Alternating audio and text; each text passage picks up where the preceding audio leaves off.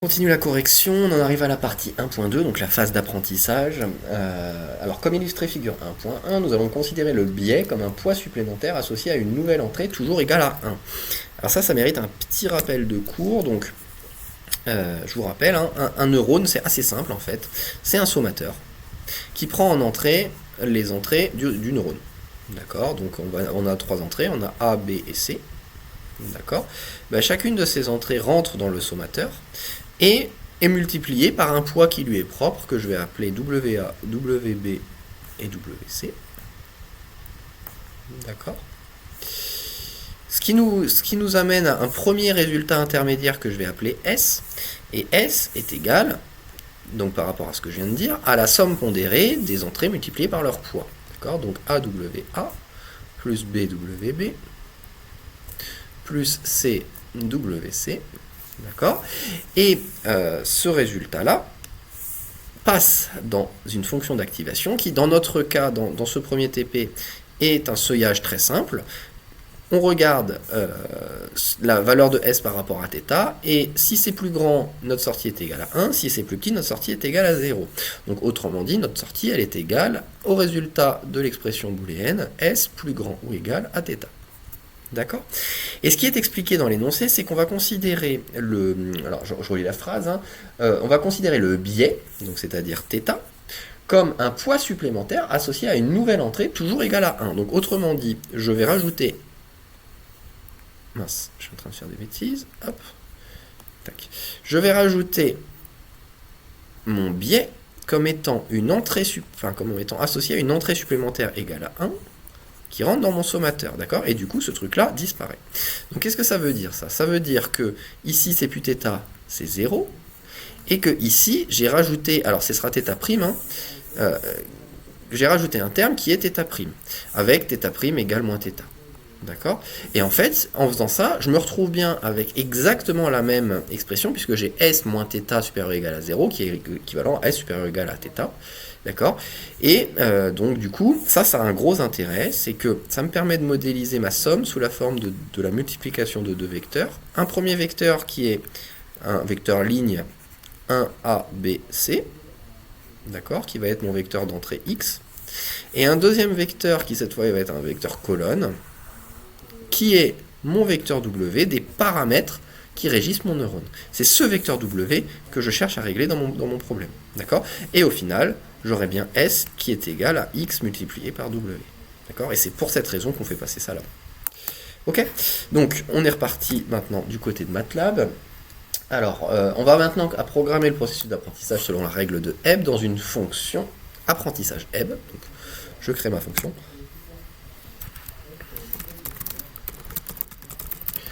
Hop. Qui prend en paramètre un dictionnaire, un nombre d'itérations et un booléen qui permettra d'afficher ou pas. Et cette fonction renvoie bien sûr l'objet de l'apprentissage, c'est-à-dire la vecteur W des paramètres. Alors, créer le prototype de la fonction, c'est fait. Générer aléatoirement un vecteur W regroupant l'ensemble des paramètres du neurone et dont la taille sera fonction du dictionnaire fourni en entrée. Donc combien j'ai de paramètres à mon neurone? J'en ai 4. Les 3 poids associés aux entrées plus le biais. Donc mon W va être égal à un vecteur aléatoire de 4 lignes, une colonne. D'accord? Voilà. C'est tout. C'est tout. Question 3, dans une boucle de itération, sélectionnez aléatoirement une ligne du dictionnaire D. Donc, on va créer aléatoirement une ligne du dictionnaire D. Donc, mon dictionnaire, il a autant de colonnes qu'il y a d'entrées possibles, enfin, autant de lignes qu'il y a d'entrées possibles au dictionnaire. Donc, je vais prendre une de ces lignes aléatoires. Donc je vais tout simplement prendre un nombre parmi toutes les lignes possibles. Question 4. Pour chaque ligne, sélectionnez, calculez la sortie Y du neurone en fonction des poids W et des entrées X de la ligne sélectionnée. Tac. Donc mon entrée, alors je vais commencer par calculer mon entrée. Hein. Mon entrée, je vous rappelle, c'est le 1 associé au biais. Et puis les 3 premières lignes de mon dictionnaire, les 3 premières colonnes de ma ligne. Donc ça va être ça. Tac. D'accord. Et puis à partir de là, on est parti. Je vais calculer ma somme, qui est mon résultat intermédiaire, je vous rappelle, qui est égal à x fois w. Et puis je vais calculer ma sortie, qui est égale au résultat de l'expression booléenne. Est-ce que s est plus grand ou égal à 0? Voilà. Et là j'ai calculé, j'ai fait en fait le feed forward, c'est-à-dire j'ai passé mon information à l'intérieur de mon euro. Appliquer la règle de Hebb. Alors là, ça c'est cadeau. Hein. La règle de Hebb, c'est W égale W plus alpha multiplié par YD moins Y obtenu, multiplié par mon vecteur d'entrée que je mets en transposé pour que ce soit un vecteur collant. Alors il me reste YD à définir. Qu'est-ce que c'est YD? C'est la sortie désirée, c'est-à-dire c'est la dernière colonne de ma ligne tirée aléatoirement. Et il me reste à définir alpha. Et on précise dans l'énoncé que alpha, pour l'instant, il est égal à 1. Voilà, donc W, je l'ai, alpha, je l'ai, D de ligne, je l'ai, Y, je viens de le calculer, et X transpose, je l'ai, donc tout va bien. Alors là, on arrive à la question un peu chiante. Si affiche, donc si je décide d'afficher, il faut maintenant que je fasse l'affichage du plan correspondant au point mis à jour. Donc il faut que j'utilise MeshGrid et Surf, donc on va faire ça un peu, on va prendre le temps de le faire, cette question, c'est pas simple. Alors, grosso modo, je veux dessiner un plan dans l'espace 3D. Donc ce que je vais commencer par faire, c'est de déterminer un échantillonnage de ce plan, c'est-à-dire de définir un point à un intervalle régulier sur l'ensemble de la grille qui détermine mon plan. D'accord? Donc je vais faire pour ça un MeshGrid et stocker dans les vecteurs x et y les coordonnées des différents points générés par ce MeshGrid. Donc je vais aller de... je sais plus juste de combien à combien, moins 0,2 je pense, moins 1,2. Allez, je vais de moins 1,2 jusqu'à moins 0,2. Ouais, on va aller de moins 0,2 à 1,2 avec un pas. Tac. Avec un pas de 0,1. Donc qu'est-ce que ça veut dire ça? Ça veut dire que je prends un rectangle qui va de moins 0,2 à 1,2 suivant x, de moins 0,2 à 1,2 suivant y, et que je définis un point tous les 0,1. D'accord? Je fais une grille en fait avec un pas de 0,1 entre les points. Ça, c'est les deux vecteurs x et y que je génère. Ensuite, je vais définir z à partir de l'équation du plan que je retrouve ici. Alors regardez bien ce qui se passe. Je vais prendre un peu de place, on va refaire. D'accord? Je vais prendre ce truc-là, ces deux équations-là. D'accord? Ces deux équations-là, je vais les ramener ici. Et regardez ce qui se passe. Je me retrouve avec S qui est égal, enfin on va faire directement, hein, Y, donc la sortie. Bon, je vais faire directement S. Je vais faire S qui est plus grand ou égal à 0. Et en remplaçant S par ce que ça vaut, j'ai AWA plus BWB plus CWC plus θ supérieur ou égal à 0. D'accord? Ça, en fait, c'est de la forme AX plus BY plus CZ plus D supérieur ou égal à 0. Et ça, c'est l'équation d'un plan. D'accord? Donc, je vais poser grand A, grand B et grand C comme étant mes variables d'intérêt, X, Y et Z. Et puis, ces trucs-là, je vais les poser comme étant A, B, C et D. D'accord? Et du coup, maintenant, je vais exprimer l'équation de mon plan sous la forme z supérieur ou égal à quelque chose. D'accord? Et z supérieur ou égal à quelque chose, ça veut dire que je garde mon c d'un côté et que je passe tout le reste de l'autre. Et en fait, je me retrouve avec... alors, je vais remplacer x, y, enfin ABC par x, y et z. Hein. Donc, je me retrouve avec moins... Je passe le x de l'autre côté, x, WA sur WC. D'accord? Moins y, WB sur WC, moins θ sur WC. D'accord? Et donc, c'est ce plan-là que je vais représenter de l'autre côté. Donc, on est parti. Alors, on va juste faire un dernier truc pour bien s'en sortir. Ça, c'est W de 1. D'accord? C'est le premier élément de W. Ça, c'est W de 2. Ça, c'est W de 3. Et ça, c'est W de 4. D'accord? On retient tout ça. Alors voilà à quoi ça ressemble. Je dis que z est égal à du coup c'est moins x que je multiplie par w de 2 divisé par w de 4. D'accord? Donc là, on est bien d'accord que je viens de coder ça. Et puis je vais faire pareil pour le y et pour le z. Donc là, on est bon. Moins y fois w de 3 sur w de 4. Et puis moins w de 1 sur w de 4. D'accord? Ça, c'est l'équation de mon plan.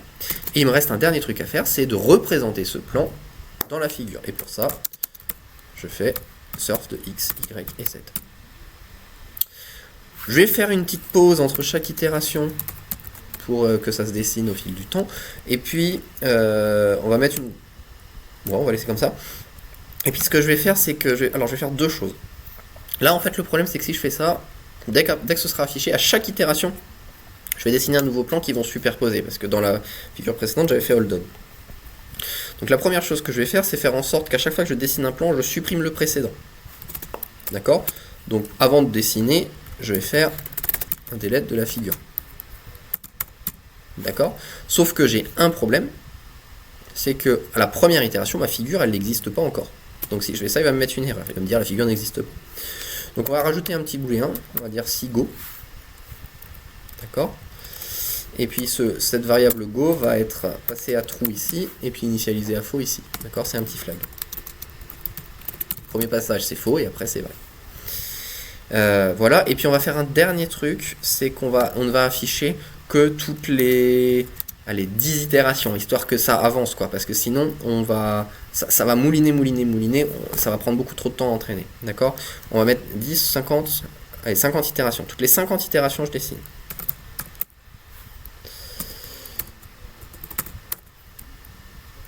Tac, tac, donc dès que c'est bon, paf, paf. Ok, là je pense que c'est pas mal. Il y aura peut-être des erreurs, mais on les corrigera après. Alors, question 7. Dans la fonction, on va le voir tout de suite en fait. Dans elogic.m, donc je vais ici utiliser la fonction que vous venez de définir pour entraîner votre réseau. Donc on va définir. Hop, tac, on lui donne le dictionnaire, on va lui donner 500 itérations, et puis on fait en sorte que ça s'affiche. On va exécuter, ça va nous dire si on a fait des erreurs. Il y a très certainement des erreurs. Ok, il n'y a pas d'erreur, ça c'est plutôt une bonne nouvelle. Et voilà, donc alors là on a une chance assez dingue, c'est que l'initialisation était déjà très bonne, donc en fait en quelques itérations, on est arrivé au bout. D'accord. Bon, voilà, on a déjà fini l'entraînement. Vous voyez comment dire, le plan qui sépare est bien entre d'un côté le rouge, de l'autre côté le vert. Donc c'est bon, on va le refaire une fois juste pour voir.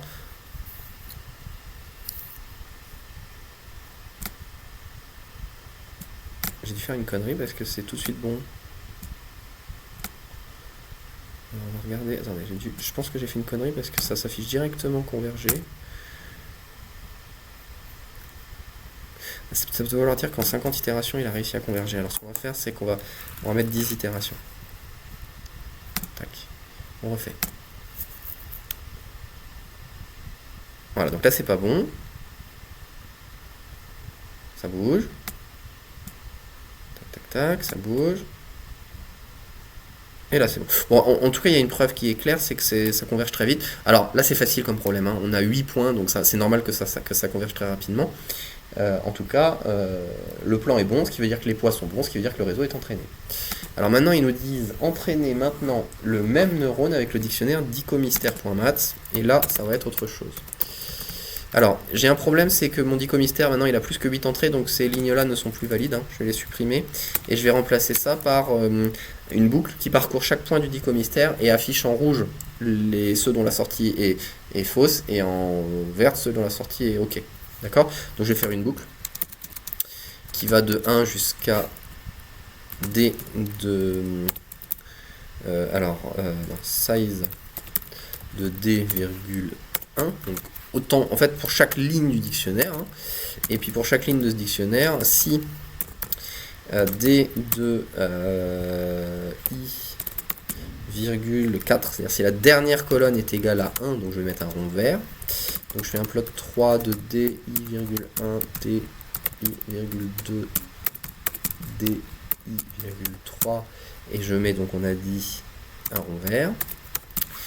Et puis sinon, tac, sinon on va mettre une croix rouge. Paf. Et on est reparti, donc blablabla, entraîner maintenant, afficher le résultat, donc on est reparti, tac. Alors là ça va être un peu plus long parce qu'il y a beaucoup plus de points.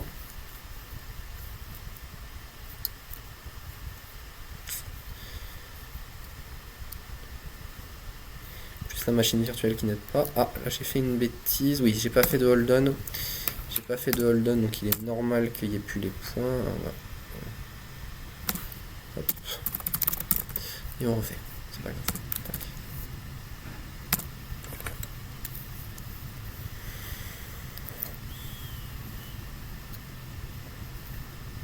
Voilà. Ah oui, puis on va faire un autre truc pour que ce soit joli. Non, attendez, on va prendre le temps. C'est qu'on va rajouter des axes. C'est-à-dire qu'on va définir, le champ de vue de la figure pour que ce soit bien centré sur ce qu'il y a à voir. Donc on va faire ça, on va utiliser axis. Et à l'intérieur de axis, en fait, on précise les bornes suivant chaque axe. Donc vu que toutes mes valeurs sont entre 0 et 1, je vais tout définir entre 0,2, entre moins 0,2 et 1,2 pour qu'on ait un tout petit peu plus. Et vous allez voir que normalement ça va être un peu plus joli.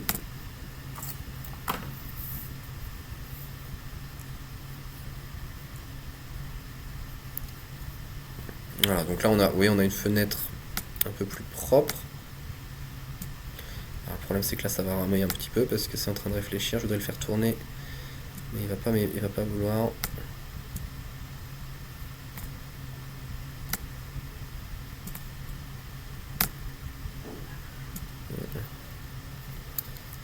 Voilà, parfait. Donc là, vous voyez, je suis en vue dessus. Donc, Dico Mystère, grosso modo, vous avez tous les rouges qui sont centrés sur les petites valeurs avec une espèce de diagonale. Donc là, on voit bien que c'est linéairement séparable. Là, on peut tracer une droite qui coupe les deux. Et puis de l'autre côté, on a les verts, donc qui sont tout le reste. Alors, là, vous voyez, le programme, il a fini. Donc, la question, quel est le problème? Là, on visualise très bien le problème. C'est que on a fini, et pourtant, ça n'a pas convergé. Donc, il y a deux raisons à ce problème. Première solution qu'on peut trouver, c'est, eh bien, on augmente le nombre d'itérations, on allonge le temps que va mettre l'ordinateur à entraîner. On va commencer par faire ça tout de suite. Alors, je vais mettre toutes les 50, hein. On va accélérer un peu le mouvement, et puis on va mettre 15 000, ou 10 000, on va mettre 10 000 itérations, tac, d'accord. Donc je fais la même chose, j'ai rien changé à part le nombre d'itérations, donc je vais entraîner plus longtemps. Et on va regarder ce que ça raconte. Dès qu'il a... Là, tac, on va essayer de se mettre au-dessus, et qu'il est d'accord. Allez. Je vais me mettre en vue du dessus pour qu'on voit bien la barre bouger.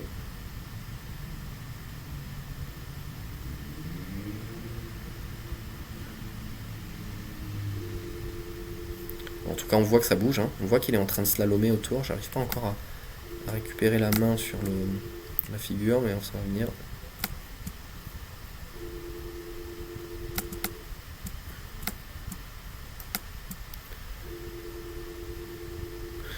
Cas, on voit qu'il slalome, hein. Il est en train de slalomer autour. D'accord? Il slalome autour de la bonne frontière. J'arrive pas à tourner l'angle de vue à cause de la machine virtuelle qui est un peu mollassonne, mais il a toujours pas fini. Il est toujours en train de réfléchir. Pour autant, là, ça bouge plus. Donc là, j'ai l'impression, je me trompe peut-être, mais j'ai l'impression qu'il a réussi à converger. Voilà, regardez. D'accord? On a notre frontière qui est bonne là. Alors, ça a mis un certain temps.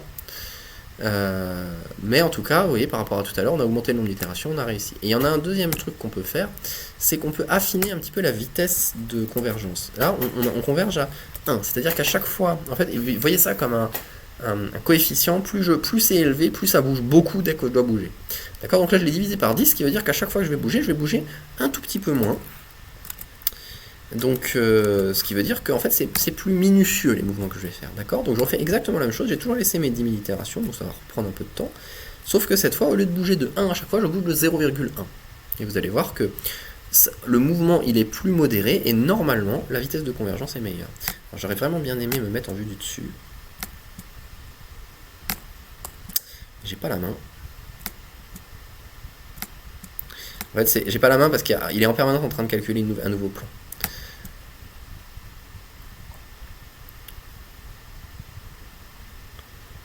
En tout cas, on a un réseau de neurones, on a un neurone qui apprend, hein, puisqu'on a bien une frontière qui se place au bon endroit. Alors pendant que c'est en train de s'entraîner, on va lire la suite. Donc là, on a joué sur les valeurs de alpha et de iter. Voilà. Donc comment on justifie les valeurs, c'est ce que je vous disais. En augmentant le nombre d'itérations, on laisse le temps aux neurones de s'entraîner. Et en jouant sur alpha, quand je baisse alpha, les mouvements sont plus modérés, ce qui veut dire que je surréagis moins. D'accord. Et voilà. Et puis si je monte alpha, là c'est l'inverse, hein, je surréagis trop encore. Vérifie ce que ça donne. Normalement ça ne devrait pas être trop mal. Bon, c'est encore une fois au bon endroit. Hein. Alors il n'a pas l'air d'avoir tout à fait fini cette fois. J'ai l'impression qu'il y a encore quelques points. Regardez, on va se mettre comme ça. Alors oui, on voit des demi-ronds, donc je sais pas si ils sont du bon côté ou du mauvais côté. Ouais, ça a l'air pas mal quand même. Hein. Ça a l'air pas mal. C'est pas tout à fait fini, mais c'est pas mal. Ok. Entraîner plusieurs... Alors, je vais pas le faire parce que c'est long. Entraîner plusieurs fois le neurone avec le même dictionnaire, que constatez-vous? En fait, je peux vous le faire à l'oral. Ce que vous allez constater, c'est que à chaque fois que vous entraînez votre neurone, vous obtiendrez une frontière qui est valide, mais à chaque fois, ce sera une frontière différente.